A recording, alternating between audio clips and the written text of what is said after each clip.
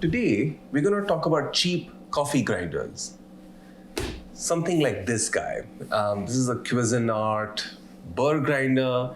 I think I got it for $60, and it's cheap. Now, you've got yourself an espresso machine, and you're going through the path of spending more and more on grinders. You obviously can start off with no grinder. That means you get pre-ground coffee. I don't have words for that. I have a video. Or you could get, let's say, a manual grinder. Those are also nice and cheap. They get a good job done, but they're manual. You have to spend your energy on it. And then you get to this rung. I'll call this a mech for bug. A more expensive, cheap, fake Burr grinder. And of course, as you spend more, then you really get to the minimum rung that you need for espresso. Baratza Encores, the Setes, a niche zero, like those make sense. But for now, let's talk about this guy. Is this a necessary evil, or it's just a waste of your time and money? So I'm going to chat about three things today. One, this guy really doesn't do the job. Now, you can say like, hey, Karthik, I put in whole beans and I get out ground coffee, so it does the job.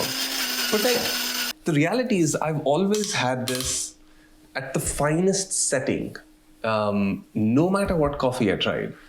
And I had to use a pressurized portafilter to compensate for the fact that I never really ground fine enough for espresso. So it did do its job. And the thing is, when you use a pressurized portafilter where you don't have the right grind size, you get a lot of muted flavors. So for example, let's say I had a coffee bean that had tasting notes of strawberry or blackberry. When I made my lattes, I only got like maybe a little bit of fruitiness, but more acidic. I don't know. I didn't get it. And then let's say there was another coffee beans with walnuts or cinnamon. When I made my espressos or lattes, I just got maybe more full bodiness. I never could make out there were nuts. It's nuts. It's absolutely nuts. The reality is you're never going to get the coffee that you can get in a coffee shop with this grinder. It just doesn't really do the job. The second is that it's really messy.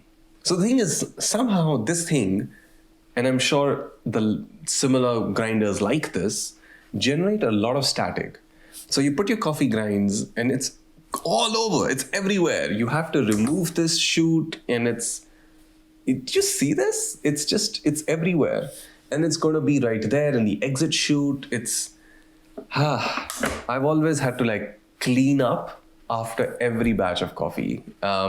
Something I don't have to do that much or that often with better grinders. The third and last point is more around the fake Burr of these mech for bugs.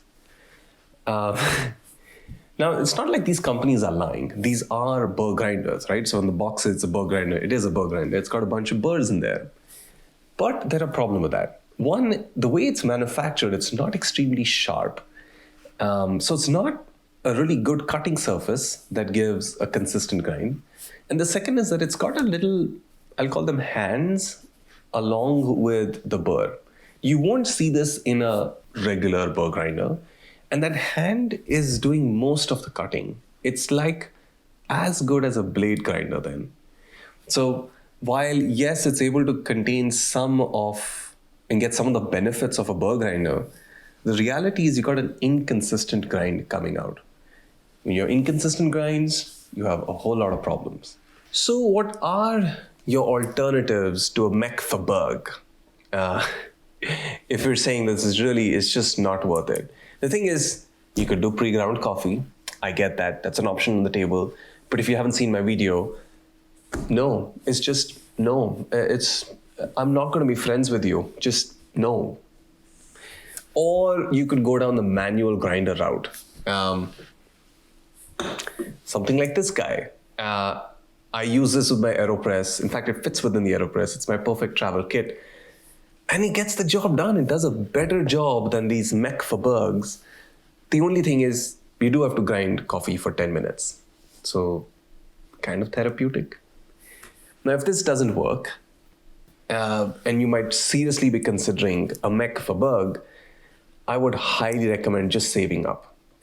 This was what, $60?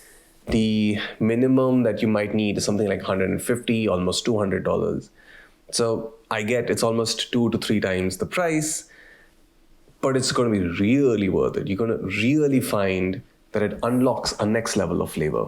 Necessary evil if your circumstances say so, but otherwise just save up, just avoid, just like no. All right, with that, I will catch you all on the next one.